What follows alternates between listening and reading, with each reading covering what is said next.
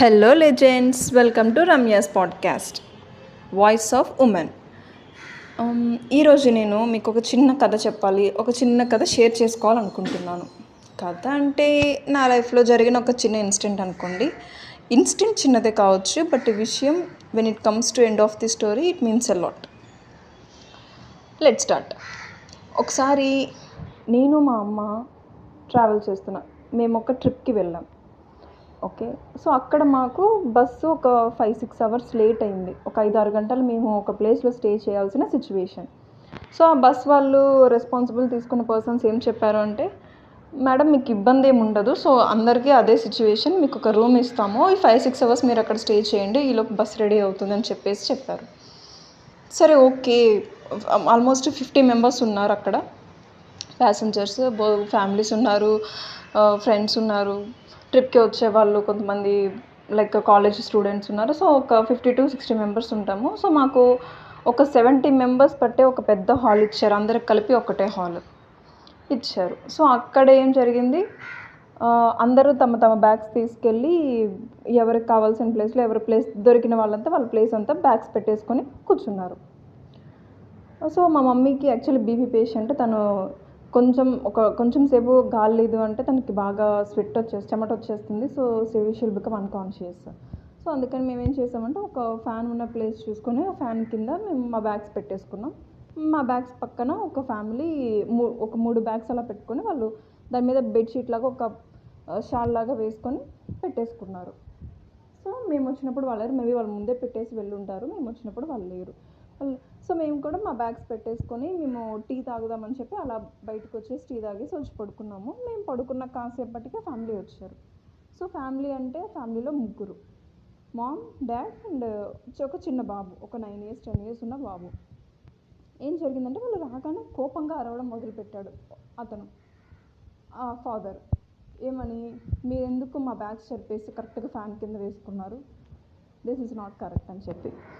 But అక్కడ fact ఏంటంటే, నిజం ఏంటంటే, మేము ఎవరి బ్యాగ్స్ కూడా టచ్ చేయలేదు. So we don't have rights. First of all, ఒకళ్ళ థింగ్స్ మనం టచ్ చేయడానికి మనకు రైట్స్ లేదు. మేము ఎవరి బ్యాగ్స్ టచ్ చేయలేదు. మేము కరెక్ట్ ప్లేస్ చూసుకొని మేము ఇద్దరమే కాబట్టి అడ్జస్ట్మెంట్ అయ్యేలాగా పడుకున్నాం. సో అక్కడ నేనేం మాట్లాడలేదు. So I don't want to argue anything with elders. మా మమ్మీ లేచి, లేదండి మీరు అలా మాట్లాడొద్దు, మేము ఎవరి బ్యాగ్స్ మేము టచ్ చేయలేదండి, మాకు అబద్ధం చెప్పాల్సిన అవసరం లేదు, this is not the situation, we have to lie అని చెప్పేసి మా మమ్మీ చెప్తున్నారు అతనికి. కానీ అతను వింటం లేదు, అరుస్తున్నాడు. ఒక లేడీతో మాట్లాడే పద్ధతి కూడా అతనికి తెలియడం లేదు, అరుస్తున్నాడు. లేదు మీరు ఇలా వచ్చేసి పడుకుంటే లేడీస్ ఎవరు అడగరని మీరు అనుకుంటున్నారా, అది అని చెప్పేసి అన్నాడు. Still I was silent. I don't want to interfere.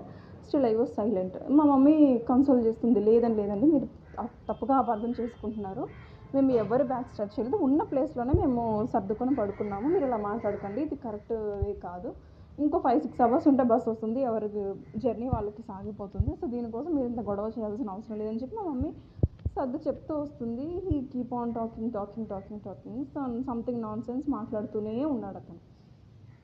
So నేను స్టార్ట్ చేశాను. నేను అడిగాను, చూడండి అంకుల్, అప్పటి నుంచి మా మమ్మీ ఆర్గ్యూ చేస్తూనే ఉంది, మీకు చెప్తూనే ఉంది, మీకు అబద్ధం చెప్పాల్సిన అవసరం మాకు లేదు, ఫస్ట్ థింగ్.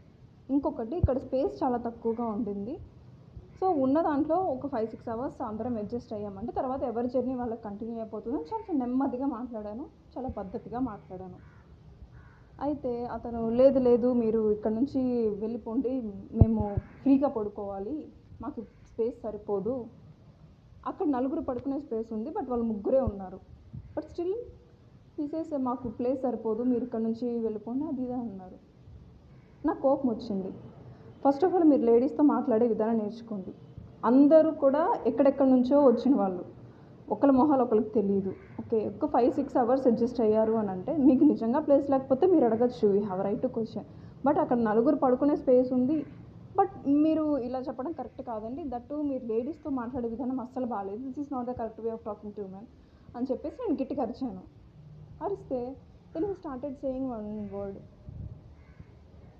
అమ్మాయిలు ఇంత గొంతేసుకొని అరుస్తున్నావు, మీకు ఇంత, దిస్ ఈజ్ నాట్ కరెక్ట్ అన్నాడు. మీకు ఇది కరెక్ట్ కాదు, నువ్వు ఎందుకంత గొంతేసుకొని అరుస్తున్నావు, అమ్మాయివేనా నువ్వు అని అన్నాడు. I was like 1 second shock. Okay, let's wait. ఏం జరుగుతుంది ఇక్కడ? తను మాట్లాడిన మాట ఏంటి? I was out of control. Then I started shouting on him. నేను తన మీద అరవడం మొదలు పెట్టేశాను. అంటే అమ్మాయి అంటే నువ్వు తిట్టినా కొట్టినా లేకపోతే నువ్వు ఏ వల్గర్ వర్డ్స్ యూజ్ చేసినా మేము సైలెంట్గా ఇక్కడ నుంచి వెళ్ళిపోవాలి, లేకపోతే నీ మాట వినాలి, అదేనా మీరు ఎక్స్పెక్ట్ చేస్తున్నారు అని అడిగాను. నో ఫస్ట్ మీరు ఇక్కడ నుంచి వెళ్ళిపోండి అన్నాడు. ఫస్ట్ నేను అడిగిన దానికి నువ్వు సమాధానం చెప్పు. అండి దగ్గర నుంచి నువ్వు వరకు వచ్చింది. ఫస్ట్ నేను అడిగిన దానికి నువ్వు సమాధానం చెప్పు. నువ్వు ఎందుకు ఆ మాట అన్నావు? నువ్వు మాట ఎందుకు అనాల్సి వచ్చింది? మేము ఏదన్నా నీతో రూడ్గా మాట్లాడామా, లేకపోతే వల్గర్ వర్డ్స్ యూజ్ చేసామా? We are trying to explain the situation. ఇది సిచ్యువేషన్ని మేము ఎక్స్ప్లెయిన్ చేస్తున్నాం. అవుట్ ఆఫ్ నో వేర్, సంబంధమే లేకుండా తను ఈ వర్డ్ అన్నాడు. అమ్మాయిలు మీరు సైలెంట్గా ఎందుకు అరుస్తున్నావు, సైలెంట్గా ఉండాలి అని చెప్పి నేను ఇంకా గట్టిగా అరవడం మొదలుపెట్టాను. నీకు చెప్పే హక్కు లేదు. నువ్వు మగాడివైతే నువ్వు చెప్పినట్టు అక్కడ నడుస్తుందా? నువ్వు చెప్పినట్టు నీ ఇంట్లో నడుస్తుందేమో, సొసైటీలో నడవదు. ముందు నోరు కంట్రోల్ చేసుకో, పద్ధతిగా మాట్లాడు. నువ్వు పద్ధతిగా మాట్లాడితే నేను పద్ధతిగా మాట్లాడతాను, లేకపోతే అవుట్ ఆఫ్ కంట్రోల్ అవుతుంది అని చెప్పాను. ఎందుకు అరుస్తున్నావు అన్నాడు. నేను అరిచేలా చేసింది నువ్వు. మేము అప్పటి నుంచి నీకు రెస్పెక్ట్ఫుల్గానే మాట్లాడుతున్నాము, నీకు రెస్పెక్ట్ ఇచ్చే మేము మాట్లాడాము. నువ్వు పద్ధతి తప్పినట్టు మాట్లాడావు, సో మేము కూడా పద్ధతి తప్పినట్టుగానే మాట్లాడతాము. ఇంకొక మాట ఎక్స్ట్రా మాట్లాడితే మర్యాదగా ఉండదు. అండ్ ఈ సిచ్యువేషన్ మీకు పోలీస్ స్టేషన్ వరకు వెళ్ళే సిచ్యువేషన్ వస్తుందని చెప్పి నేను అతనికి చెప్పాను. అండ్ ఆ హాల్లో ఆల్మోస్ట్ 60 మెంబర్స్ ఉన్నారు. Everyone are staring at us. ఎందుకు, ఏం జరుగుతుంది అని చెప్పి. Then he became silent. తను మాట్లాడడం ఆపేసి సైలెంట్గా వాళ్ళ ప్లేస్లో వాళ్ళు పడుకుని, అదైతే ముందే చేస్తే అయిపోయేది కదా అనిపించింది నాకు. సంబంధమే లేకుండా తను ఆ వర్డ్ ఎందుకు అనాల్సి వచ్చింది, నేను ఎందుకు నా వాయిస్ రేస్ చేయాల్సి వచ్చింది. But when I raise my voice he became silent. So ఈ చిన్న కథ నేను మీకు ఎందుకు చెప్పాను అంటే, సిచ్యువేషన్ చిన్నదే, బట్ అక్కడ అతని ప్రవర్తన ఎలా ఉంది అంటే, అమ్మాయిలంటే సైలెంట్గా ఉండాలి, అమ్మాయిలంటే ఇలాగే ఉండాలి, మీరు నోరు తెరవకూడదు, అరవకూడదు. వాళ్ళ ఇంట్లో లేడీస్కి కూడా తను అలానే చెప్పిన. ఎందుకంటే కన్వర్సేషన్ స్టార్ట్ అయిన దగ్గర నుంచి ఆ ఇంట్లో ఆ లేడీ మదర్ తను ఒక్క మాట కూడా మాట్లాడలేదు. She is very silent. He keeps on talking something non sense. తను చాలా సైలెంట్గా ఉండింది. బట్ అతను మాత్రం ఇలా సంథింగ్ నాన్ సెన్స్ మాట్లాడుతూ ఉన్నాడు. సో అతని పర్స్పెక్టివ్ ఇది. Still we are in 2026 and still men are thinking like this. There are some men. I accept some women are bad, but not everyone. Still there are many women who are suffering in homes, in kitchen. So మనకి ఎప్పుడైతే మనం voice raise చేయాల్సిన situation వస్తుందో, definitely we have to raise our voice for justice, even it can be a small situation. Thank you. Silence గురించి మాట్లాడుతున్నాను కాబట్టి ఇక్కడ నేను ఒక్కటే విషయం చెప్పాలనుకుంటున్నాను.